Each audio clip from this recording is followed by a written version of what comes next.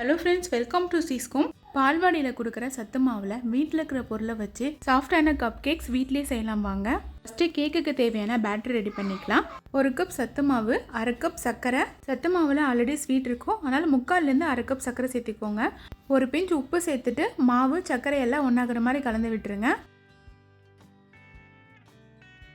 இப்போ இந்த மாவு கூட 1/4 கப் வாசனை இல்லாத எண்ணெய் சேர்த்துக்கோங்க. அதே கப்பாலேயே 1/2 கப் தயிர் சேர்த்துக்கோங்க. நீங்கள் எந்த கப்பில் மாவு எடுக்கிறீங்களோ எல்லா மெஷர்மெண்ட்டும் அதே கப்பில் எடுத்துக்கோங்க. கூடவே 1/2 கப் பால் சேர்த்துக்கோங்க. இப்போ போட்ட பொருளெல்லாம் மாவோட ஒன்றாகிற மாதிரி நல்லா கலந்து விட்டுருங்க. ஃபஸ்ட்டு 1/2 கப் பால் சேர்த்து நல்லா கலந்து விடுங்க. தேவைப்பட்டால் மட்டும் இன்னும் கொஞ்சம் பால் சேர்த்துக்கோங்க. 1/2 கப் பாலே கரெக்டாக இருக்கும்.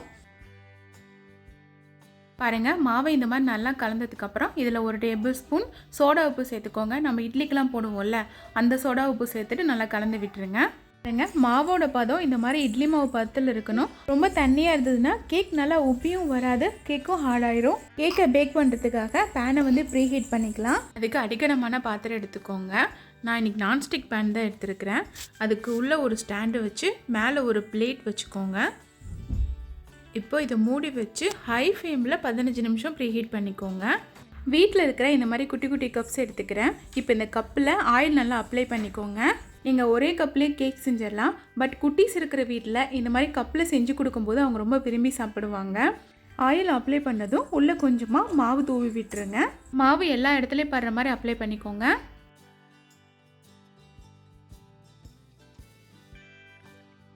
ரெடி பண்ணி வச்சுருக்கிற பேட்டரை ஒரு டைம் நல்லா கலந்து விட்டுருங்க.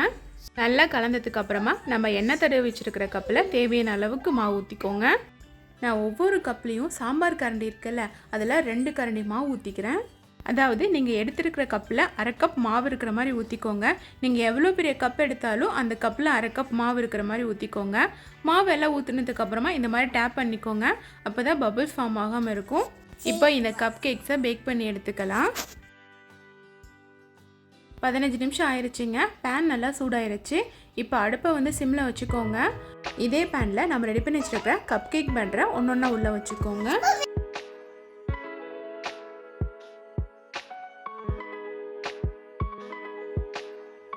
எல்லா கப்ஸையும் உள்ளே வச்சதுக்கப்புறம் இதை மூடிடுங்க. இந்த கப் கேக்ஸை 20லேருந்து 30 நிமிஷத்துக்கு நல்லா பேக் பண்ணி எடுத்துக்கோங்க. ஒரு விஷயம், கப் கேக்கை பேக் பண்ணும்போது அடுப்பு கண்டிப்பாக சிம்மில் தான் இருக்கணும். மீடியமோ இல்லை ஹை ஃப்ளேமில் வச்சிங்கன்னா கப் கேக் கருகிரும்.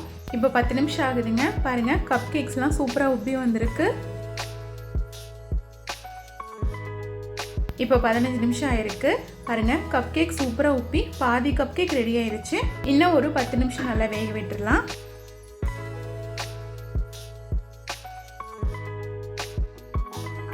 இப்போ கரெக்டாக 25 நிமிஷம் ஆயிருக்குங்க. ஓப்பன் பண்ணி கப் கேக் வெந்துருச்சான்னு பார்க்கலாம். கேக் வெந்துருச்சான்னு பார்க்க கத்தி இல்லைன்னா ஸ்பூனில் கேக்கை குத்தி பாருங்கள். மாவு எதுவும் ஒட்டாமல் வந்ததுன்னா கேக் ரெடி ஆயிடுச்சுன்னு அர்த்தம். மாவு எதுவும் கத்தியில் ஒட்டலை, அதனால் இப்போ கேஸ் ஆஃப் பண்ணி இதை ஆற விட்டுடலாம். கப் கேக்கெலாம் நல்லா ஆறிடுச்சு.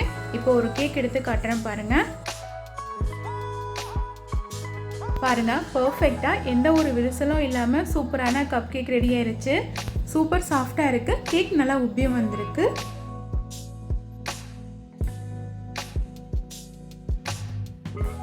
இப்போது எல்லா கேக்கையும் கப்லேருந்து வெளியே எடுத்துக்கலாம். நம்ம பேப்பர் கப்பில் கேக் செய்கிறத விட இந்த மாதிரி கப் டம்ளரில் செய்கிறது ரொம்ப ஹெல்த்தியானது. உங்ககிட்ட இந்த மாதிரி குட்டி கப் இல்லைன்னா நீங்கள் கப்புக்கு பதிலாக டம்ளரில் கூட கேக் செய்யலாம். சேம் ப்ரொசீஜர் தான், கப் மட்டும்தான் வேறையாக இருக்கும். பாருங்கள், எல்லா கேக்கையும் கப்லேருந்து வெளியே எடுத்தாச்சு. உங்களுக்கு இந்த வீடியோ பிடிச்சிருந்துன்னா மறக்காமல் இந்த வீடியோக்கு ஒரு லைக் பண்ணுங்கள். இதே மாதிரி நிறைய ரெசிபிஸ் தெரிஞ்சுக்க என்னோடய சேனலை சப்ஸ்கிரைப் பண்ணிக்கோங்க. கண்டிப்பாக இந்த சத்து மாவு கேக் செஞ்சு பார்த்துட்டு எப்படி வந்ததுன்னு மறக்காமல் கமெண்ட் பண்ணுங்கள். கப் கேக் ஒன்று ஓப்பன் பண்ணி காட்டுறேன் பாருங்கள். நல்லா வெளியும் உள்ளேயும் சூப்பராக வெந்து வந்திருக்கு. கேக்கும் நல்லா சாஃப்டாக இருக்குது. கண்டிப்பாக நீங்களும் இந்த சத்து மாவு கேக்கை ட்ரை பண்ணி பாருங்கள்.